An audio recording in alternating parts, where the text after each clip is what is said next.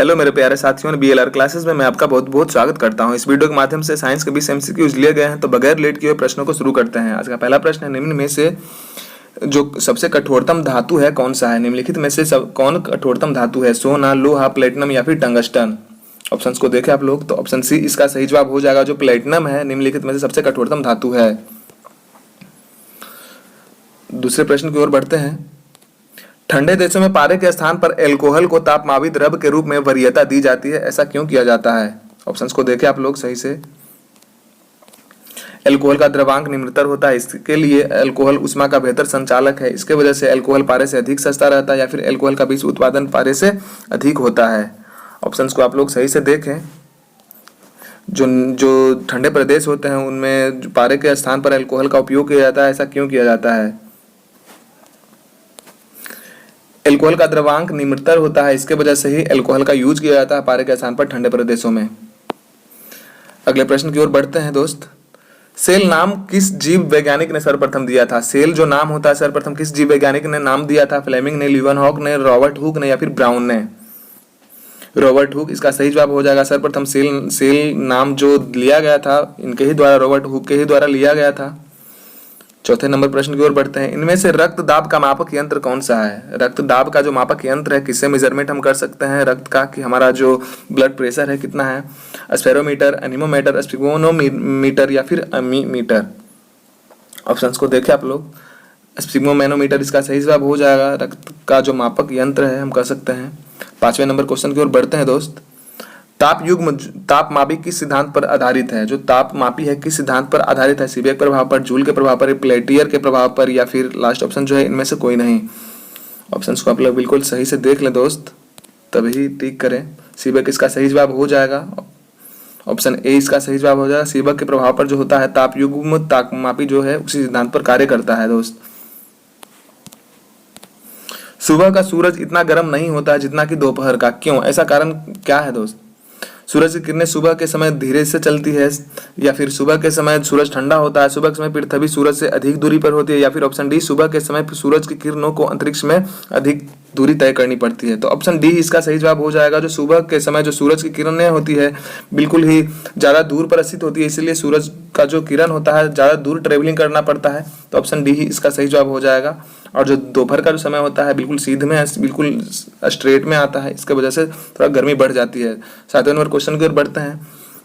भौतिकी में चतुर्थ आयाम का परिचय दिया। भौतिकी में जो चतुर्थ आयाम से हम क्या समझ सकते हैं दोस्त? चतुर्थ आयाम जो है यहाँ 2D 3D, मतलब कह सकते हैं हम 2 डायमेंशनल, 3rd डायमेंशनल या फिर 4th डायमेंशनल। तो 4th डायमेंशनल से ही यहाँ संबंधित क्वेश्चन लिया गया है। न्यूटन ने, आइंस्टाइन ने, गैलीलियो ने या फिर नील्स बोर ने। 4D से यहाँ क्वेश्चन लिया गया है, 4D। तो ऑप्शंस को देखिए और सही से बता। आइंस्टाइन इसका सही जवाब हो जाएगा। 8वें नंबर क्वेश्चन की ओर बढ़ते हैं दोस्त। जब साबुन का बुलबुला आवेशित किया जाता है तो उस पर क्या प्रभाव पड़ता है? यह सिकुड़ता है, फैलता है, या फिर इसके आकार में किसी प्रकार की परिवर्तन नहीं होती है, या फिर उपयुक्त में से कोई नहीं?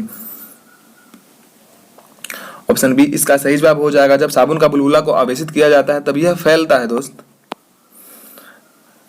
9 नंबर क्वेश्चन की ओर बढ़ते हैं। एक व्यक्ति एक दीवार को धक्का देता है पर उसे विस्थापित नहीं कर पाता है, असफल हो जाता है, तो वह क्या करता है? विज्ञान के अनुसार वह कोई कार्य नहीं करता है।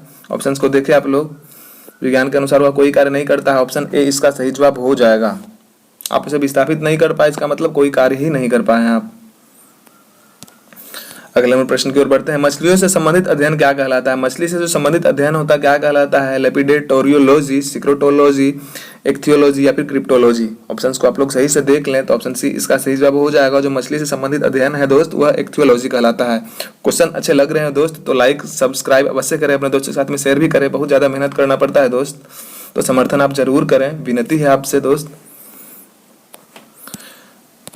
जीवाश्म वनस्पति विज्ञान में अध्ययन किया जाता है। जीवाश्म वनस्पति विज्ञान में अध्ययन किया जाता है अस्थियों का, जीवाश्मों का, प्राइमेट्स का या फिर पक्षियों का? जीवाश्म वनस्पति में जो विज्ञान में अध्ययन किया जाता है किसका अध्ययन किया जाता है? तो ऑप्शन बी इसका सही जवाब हो जाएगा। जीवाश्मों का अध्ययन किया जाता है। 12वें नंबर प्रश्न की ओर बढ़ते हैं। निम्न ईंधन में से किसकी सबसे अधिक उष्मिता मान होती है? सबसे ज्यादा जो उष्मा होती है किसमें होती है? हाइड्रोजन में, पेट्रोल में, एलपीजी में या फिर सामान्य गैस में? हाइड्रोजन इसका सही जवाब हो जाएगा। हाइड्रोजन को फ्यूचर ईंधन भी कहा जाता है, फ्यूचर फ्यूल भी कहा जाता है दोस्त। 13वें नंबर क्वेश्चन की ओर बढ़ते हैं। शुष्क सेल में निम्नलिखित में से किनका विद्युत अपघट्यों के रूप में प्रयोग किया जाता है? अमोनियम क्लोराइड और जिंक क्लोराइड का, सोडियम क्लोराइड और कैल्शियम क्लोराइड का, मैग्नीशियम क्लोराइड और जिंक क्लोराइड का, या फिर अमोनियम क्लोराइड और कैल्शियम क्लोराइड का। ऑप्शंस को आप लोग बिल्कुल सही से देखें तो अमोनियम क्लोराइड और जिंक क्लोराइड इसका सही जवाब हो जाएगा। 14वें नंबर क्वेश्चन की ओर बढ़ते हैं। घर की सुरक्षित सप्लाई के लिए उपयोग लाने वाला जो में आने वाला जो फ्यूज तार होता है, जिस धातु से बनी होती है, किस उसका गलनांक क्या होता है दोस्त? जो फ्यूज का तार जो घर में लगाया जाता है उसका गलनांक कैसा होना चाहिए, कैसा फॉलो करना चाहिए? गलनांक कम होना चाहिए या फिर कम होता है? गलनांक ज्यादा होता है, प्रतिरोध अधिक होता है, प्रतिरोध कम होता है? ऑप्शन को आप लोग सही से देखें तो ऑप्शन ए इसका सही जवाब हो जाएगा। जो घर में फ्यूज का तार के रूप में उपयोग किया जाता है उसका गलनांक कम होना चाहिए, ताकि थोड़ा वोल्टेज हाई होने पर वह बिल्कुल ही मेल्ट हो जाए, ताकि अप्लायंसेज पे, जो होम अप्लायंसेज होता है उस पर प्रभाव ना पड़े, बैड इफेक्ट ना पड़े दोस्त। 15वें नंबर क्वेश्चन की ओर बढ़ते हैं। बेसिक भाषा का प्रयोग निम्न में से किस कार्य के लिए किया जाता है? जो बेसिक भाषा का प्रयोग होता है निम्न में से किस कार्य के लिए किया जाता है? ऑप्शंस को आप लोग सही से देखें। वाणिज्य कार्यों के लिए, वैज्ञानिक गणना हेतु, बच्चों को सिखाने हेतु, या फिर प्रारंभ में सरल भाषा को सिखाने हेतु। तो ऑप्शन डी ही इसका सही जवाब हो जाएगा, प्रारंभ में सरल भाषा को सिखाने हेतु जो बेसिक भाषा का उपयोग किया जाता है। 16वें नंबर क्वेश्चन की ओर बढ़ते हैं। गैस इंजन की खोज किसने की थी? जो गैस इंजन की खोज की थी किसने की थी? डीजल ने, डेवी ने, डेमलर ने, या फिर चार्ल्स ने? डेमलर इसका सही जवाब हो जाएगा। गैस इंजन की खोज डेमलर नामक वैज्ञानिक ने ही किया था। 17वें नंबर क्वेश्चन की ओर बढ़ते हैं। न्यूट्रॉन तथा प्रोटॉन के संख्याओं के योगफल को क्या कहते हैं? न्यूट्रॉन तथा प्रोटॉन के संख्याओं के योगफल को क्या कहा जाता है? क्वांटम संख्या, परमाणु संख्या, द्रव्यमान संख्या, या फिर एवोगाड्रो संख्या? ऑप्शंस को आप लोग सही से देख लें। द्रव्यमान संख्या इसका सही जवाब हो जाएगा। न्यूट्रॉन तथा प्रोटॉन के संख्याओं का योगफल ही क्या कहलाता है? द्रव्यमान संख्या कहलाता है।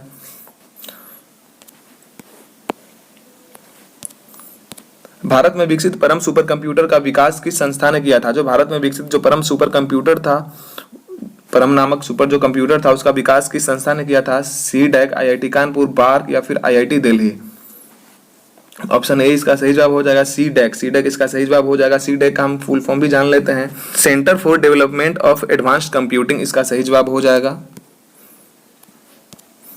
19वें नंबर क्वेश्चन की ओर बढ़ते हैं। सीएडी का तात्पर्य है, सीएडी का तात्पर्य क्या है? Computer algorithm for design, computer aided design, computer application in design, उपयुक्त में से कोई नहीं? ऑप्शंस को देखें आप लोग। कंप्यूटर एडेड डिजाइन इसका सही जवाब हो जाएगा। सीडैक का तात्पर्य कंप्यूटर एडेड डिजाइन से ही है। 20वें नंबर क्वेश्चन की ओर बढ़ते हैं। प्रकाश का वेग अधिकतम होता है किसमें होता है? हीरे में, निर्वात में, पानी में, या फिर कांच में? ऑप्शन बी इसका सही जवाब हो जाएगा। जस्ट उल्टा, अगर जो किसी ध्वनि के बारे में पूछ लिया जाए तो वह सॉलिड अवस्था जो होगा उसमें ज्यादा गति से वह ट्रेवल करता है। प्रकाश जो होता है निर्वात में। 20 क्वेश्चन में से आप 15 का सही जवाब दे पा रहे हैं दोस्त, तो आपका जीएस बहुत ही अच्छा है, साइंस बहुत ही अच्छा है। और कम है तो थोड़ा सा आपको और मेहनत करने की आवश्यकता है। बगैर टेंशन लेकर पढ़ते रहे दोस्त। और फिर मिले, आज के लिए सिर्फ इतना ही क्वेश्चन था। फिर मिलेंगे अगले वीडियो में। धन्यवाद, जय हिंद।